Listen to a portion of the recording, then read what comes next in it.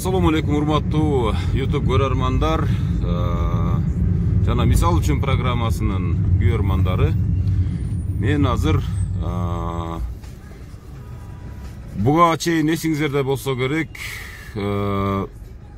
ушул мисал үчүн программасынан Ош облусунун Ош шаарына караштуу Кеңсай массивинде жашаган Гүлбайра Бутаева деген жерге тал районунан көчүп келип, ошол 9 жан менен бир кудасынын батиринде күн кечип жаткан эне жөнүндө материал бердим эле. Ошол эненин небересинин коляскасы эскирди деп да баса белгиледим эле.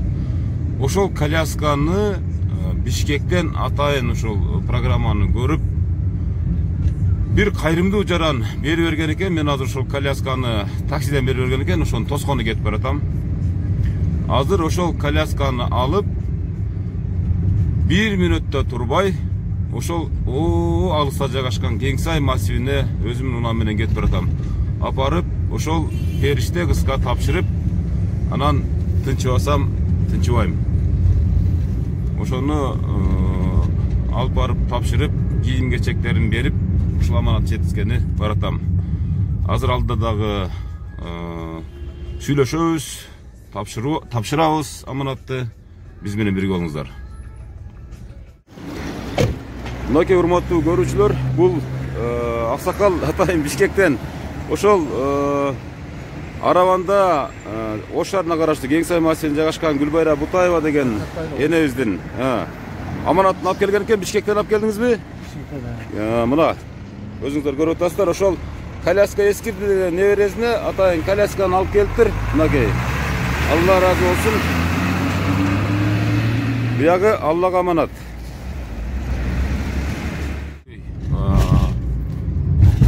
Урматтуу көрүүчүлөр, мына Араван районуна кирип калдык. Эже ушул аймакка караштуу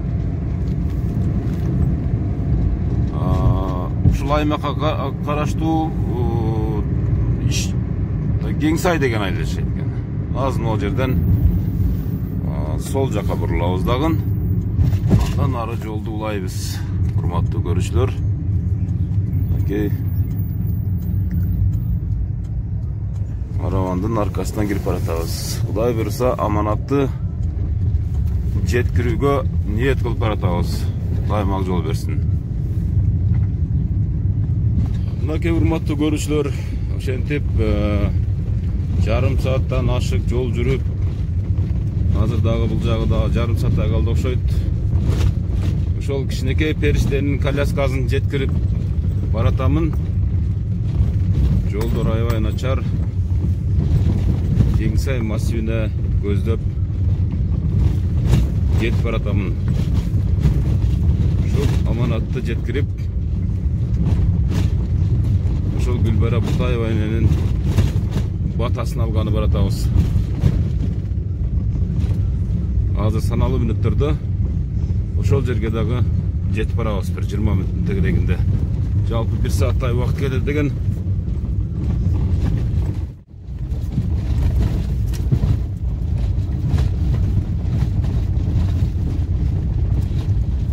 Ошентип, биз баягы сөз кылган Гүлбайра Бутаева деген эненин үйү мына аркамда турат, өзүңүздөр көрүп турасыздар. Тетиги болсо өзүңүздөр көрүнүп турабы, көрүнбөй турабы, эскирген коляска. Биз азыр ушул колясканын ордуна эми өтө жакшы болбосо дагы орточодо абалдагы колясканы өз колубуз менен тапшырабыз. Мынакей өзүм алып келдим, мынакей. Азыр чакырабыз. Жаксыңарбы? Ким бар үйдө?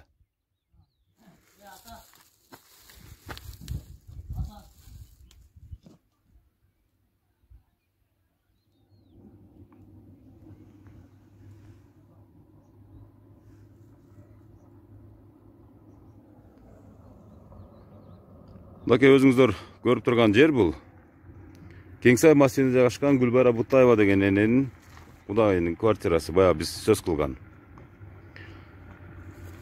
Assalamu alaikum. Кандайсыз, жакшысызбы? Мени таандыңызбы? Өткөндө тартып кеткен бала да. Assalamu alaikum.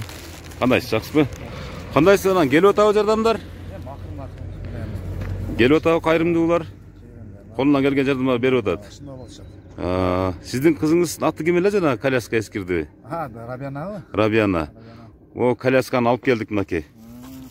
Şu колясканы аз болсо да мындай көптөй көрүп кабыл алып коесуздар. Буну атайын Бишкектен атайын берип беришти да кайрымдуу адамдарчы. Ушулорду кабыл алып коесуздар, а? Биз азыр аты ким эле кызыңыздын? Рабияна. Рабиянанын коляскасын алып кирип баратабыз. Тагыра кирип баратам. Азыр алып чыгып, ушу коляскага отургузуп, ошол алып келген аманаттарды тапшырып коеюн деген бир ниетими билдирейин деп атам. Өрт иштеп албасын. İştebeyби?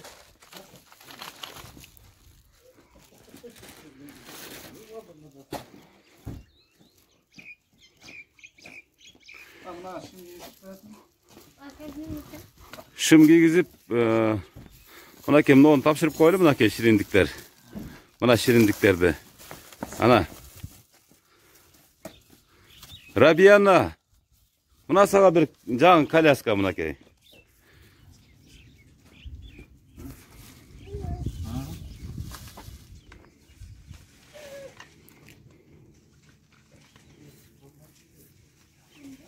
Мынакей, урматтуу көрүүчүлөр, ошентип биз Рабиянанын бир кичине болсо дагы тилегин орундаттык деген ойдобуз. Бул баштагы коляскасы болгон, мынакей, өзүңүздөр көрүп турасыздар. Биз программада көрсөткөн. Эми бул болсо жаңы коляска.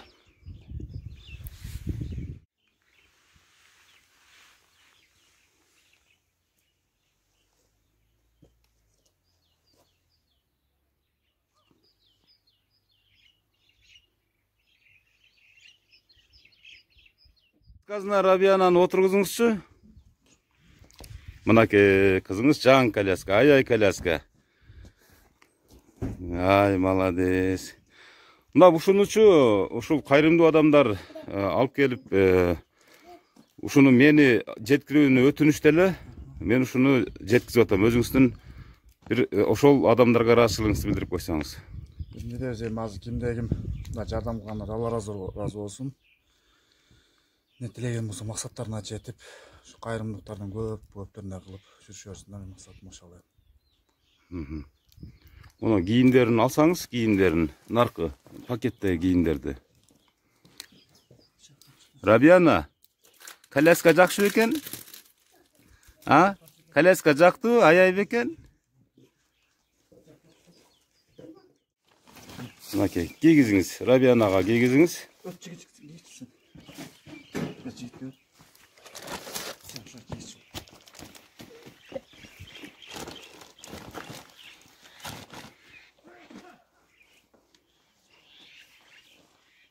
Siz karmap tursanız.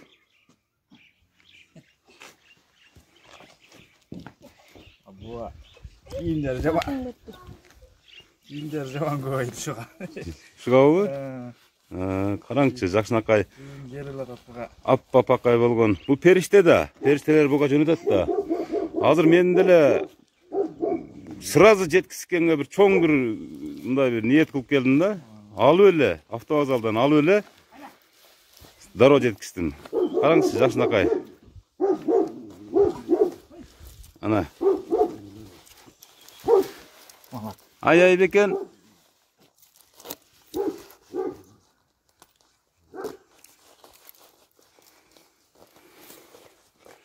Gelip kap, kim fotoğraf. Tamam, sağ olun. Okey.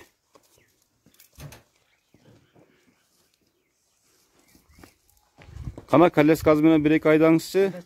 Айда, коляскасы менен. Бияк айда, бияка. Мынакей, урматтуу телекөрүүчүлөр, урматтуу көрүүчүлөр. ушундай. Биз аманатты өз эзине, тагыраагы Рабиян агынын аманатын жеткирдик.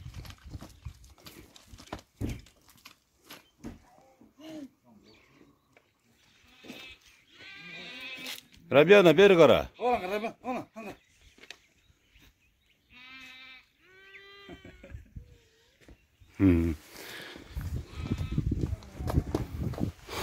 Мынакей жакшынакай бут кийимдерди да кошуп жөнөттүр. Мына ичинде толтура кийим. Мынакей Рабиянага ойной турган муну тартып туруңуз эле. Ушундай кармаптыр. Колуңа алып тур мындай кылып. Мындай жакшынакай оюнчуктарды мынакей. Кара, ана. Көрдүңбү, анан ойнотасыңар, а?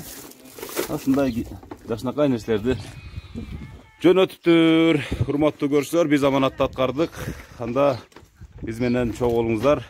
Ушундай айрым мына азыр көкөй кескен бир чоң проблемаларды чечүүнүн ордуна биздин чиновниктер, аттуу баштуулар жок дегенде бир ушундай бир колунда жок кыйналып аткан үй бүлөлөргө жардам берип койсо жакшы болот эле деген ниетти билдирмекчибиз.